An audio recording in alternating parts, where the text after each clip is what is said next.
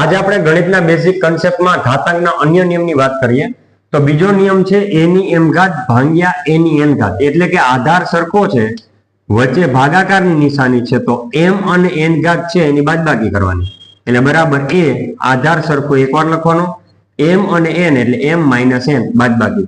પેલો દાખલો આપણે જોઈએ 3 ની 5 ઘાત ભાગ્યા 3 ની 2 ઘાત, આધાર સરખા છે તો એકવાર લખશું, વચ્ચે નિશાની કઈ છે ભાગાકારની, તો ઘાતની બાદબાકી થાય 5 માઇનસ 2, ઘાત છે 5 માઇનસ 2 તો શું થાય 3, અને 5 માંથી 2 જાય તો 3 ઘાત. બીજો દાખલો 10 એની 8 ઘાત ભાગ્યા 10 એની 7 ઘાત.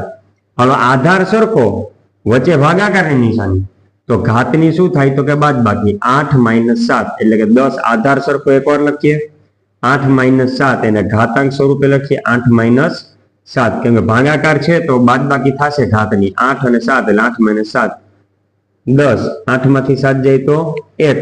હવે 10 માં 10 ની 1 ઘાત એટલે આપણે એને સિમ્પલ 10 લખી શકીએ.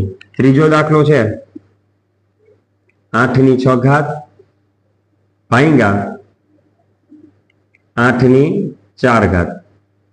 આનો જે જવાબ છે ત્રીજા દાખલાનો જવાબ એ તમારે કમેન્ટ બોક્સમાં કમેન્ટ કરીને આપવાનો છે.